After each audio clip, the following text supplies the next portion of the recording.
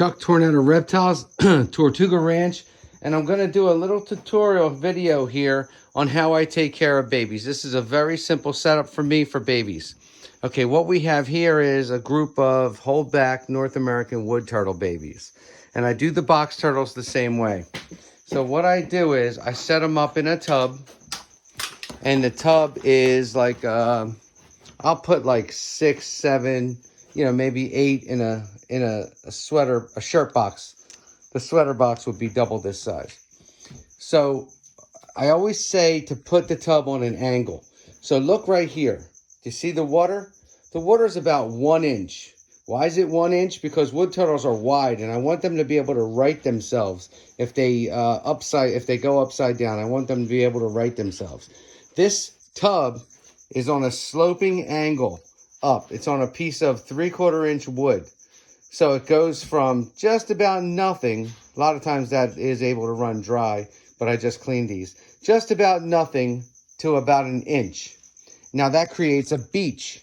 That beach allows them to get away from the water if they want, or to go into the water if they want. Also, in the water, I have something that I like to do for babies, especially in the beginning, to give them nice strong shells. I have these calcium blocks. These calcium blocks are ZooMed Banquet calcium blocks. Now, I'm not a repping ZooMed. It's just the brand that I use. There it is again, ZooMed calcium blocks. They actually have calcium/feed inside the box. What that does is it slowly releases calcium into the water. The animals, when they open their mouth to eat in the water, as you can see, they're eating right now. I fed them baby worm, chopped up night crawlers. They're eating chopped up night crawlers, and they're eating Reptomin. So you can see them eating. Everybody's eating good.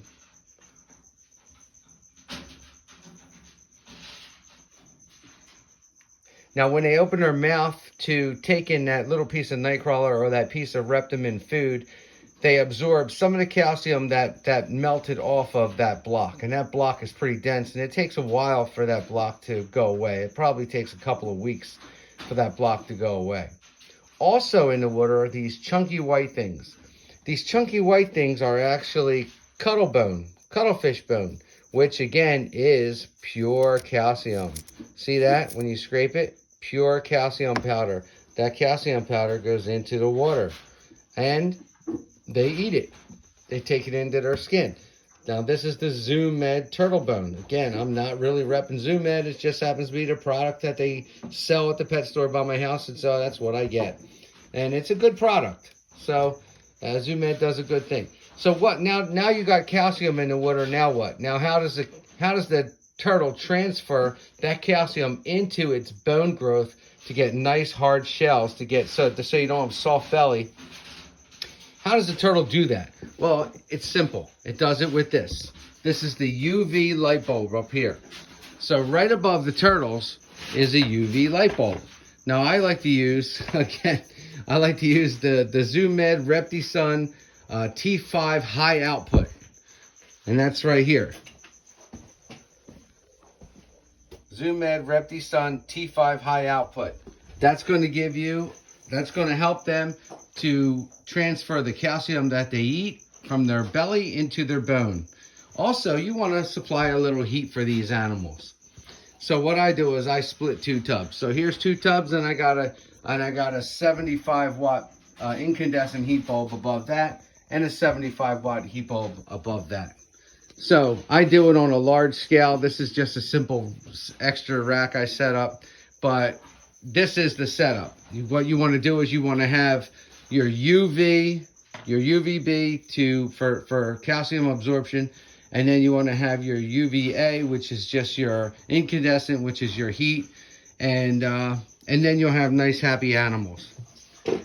So I just cut up some night crawlers. You can see the guys going in on the night crawlers here. North American wood turtles love night crawlers. They also like to eat the Reptomin. This food right here, the floating food sticks. And if you don't have night crawlers, you can just feed this Reptomin. which is just a green floating food stick. But what you won't see here is a extra naturalistic enclosure for these guys. The reason being is they get lost in the sauce. It's hard to monitor who's eating, who's not eating. It's hard to show them where the food is when you have it in a situation like that.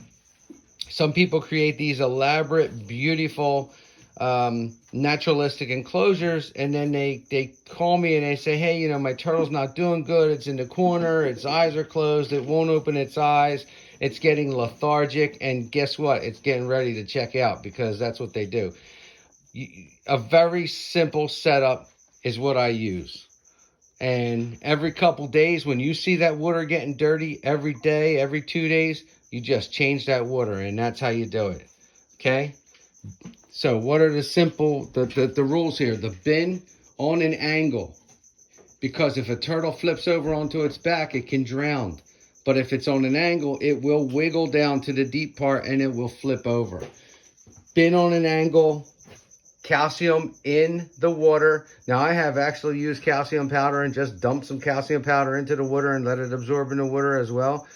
You know, in the water. And then the high output UVB with incandescent UVA, and you will have a recipe for a very successful baby turtle.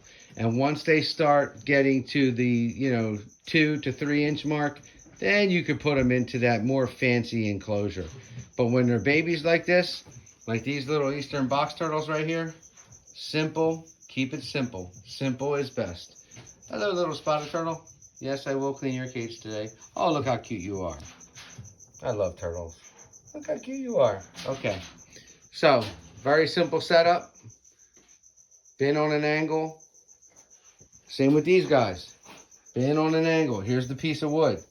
Bin's up on a piece of wood. Goes from nothing to something. It's about 3/4 of an inch, maybe an inch. Okay? You can see how they can stand up in that.